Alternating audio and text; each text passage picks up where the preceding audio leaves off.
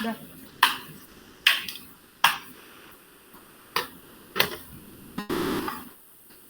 Assalamualaikum warahmatullahi wabarakatuh. Selamat malam untuk Pak dosen dan rekan-rekan saya sekalian. Izinkan kami dari kelompok 5 untuk membahas materi ke-7, yaitu tentang kolom tekan. Adapun anggota kelompok dari kelompok 5 itu terdiri dari Febriaski, M. Reza Ramadhanu, Muhammad Dafa Febriansyah, Intan Permatasari, Satrio Ardian, Gilead Ramot Pasaribu, Haikal David Adnan, Arnoli Jetampu Bolon, Priska Jiwaimanurung, dan Nikodemus SM. Adapun poin-poin penting yang akan kami bahas adalah yang pertama, prinsip kolom tekan, yang kedua, desain dari kolom tekan, kemudian yang terakhir ada kesimpulan. Yang selanjutnya akan dilanjutkan oleh rekan saya.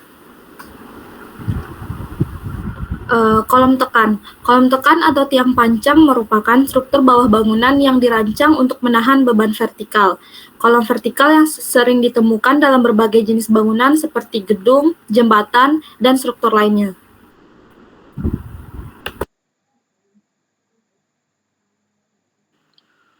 Prinsip tiang pancang.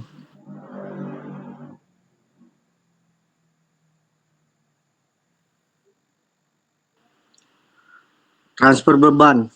Kolom tekan atau tiang pancang digunakan untuk mentransfer beban struktural dari bangunan ke lapisan tanah yang lebih kuat untuk menopang beban.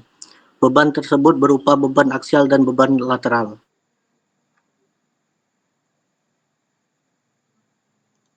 Baik, selanjutnya yaitu adalah penetrasi ke lapisan tanah yang lebih kuat.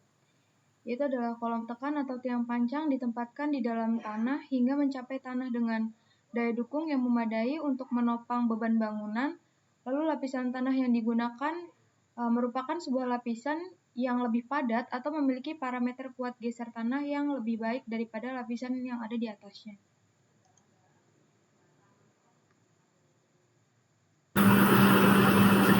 Baik, selanjutnya di sini bisa terlihat peredaman beban lateral.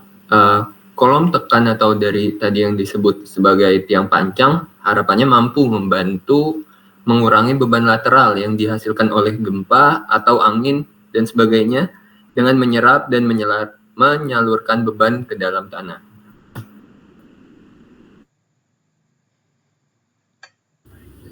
Selanjutnya dalam meningkatkan stabilitas, di mana dengan menancapkan tiang sampai dengan lapisan tanah yang lebih stabil, tiang pancang sendiri ini dapat meningkatkan stabilitas bangunan secara keseluruhan, terutama pada situasi di mana lapisan tanah tersebut di permukaan tidak cukup kuat untuk menopang beban, sehingga menyebabkan deformasi penurunan yang signifikan.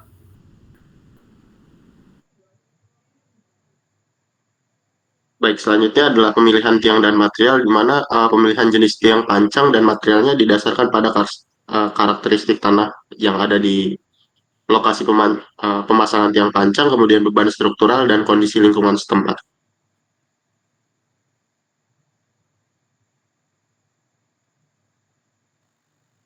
Dan ini merupakan contoh gambar dari pemasangan tiang pancang dan juga tegangan yang bekerja pada sepanjang tiang ini, seperti itu. Dilanjutkan oleh rekan saya, dipersilakan. Selanjutnya ada desain tiang pancang. Pertama ada analisis tanah. Dalam perancangan kolom tekan tiang pancang diperlukan analisis karakteristik dan pelapisan tanah yang ada. Analisis yang dilakukan yaitu meliputi analisis kuat geser tanah, konsistensi tanah, dan konsolidasi tanah. Hal ini dilakukan untuk menentukan kedalaman tiang pancang yang optimal.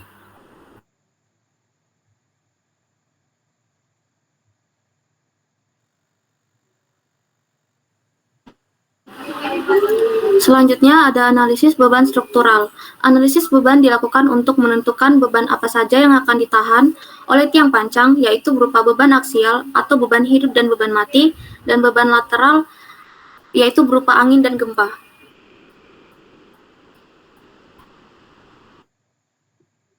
Selanjutnya itu adalah pemilihan tipe tiang. Pemilihan tipe tiang ini dilakukan berdasarkan analisis tanah dan beban struktural. Tipe tiang pancang dapat bervariasi berdasarkan kebutuhan serta memperhitungkan faktor ketersediaan material dan biaya.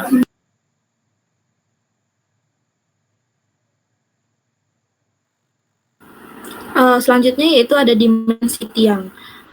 Dimensi tiang ini ditentukan seperti diameter dan panjang tiang berdasarkan dengan analisis beban dan daya dukung tanah.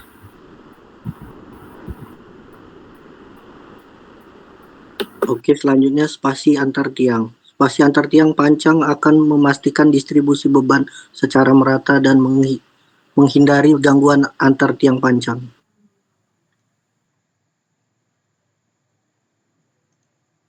Lalu ada bell cap di mana berfungsi sebagai platform di atas tiang pancang yang digunakan untuk mendistribusikan beban dari bangunan ke tiang pancang secara merata.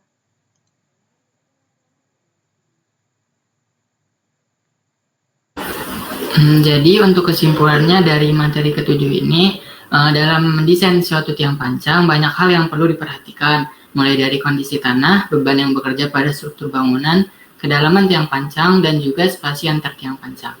Jadi cukup sekian dari kelompok 5, kurang dan lebihnya mohon dimaafkan. Wassalamualaikum warahmatullahi wabarakatuh.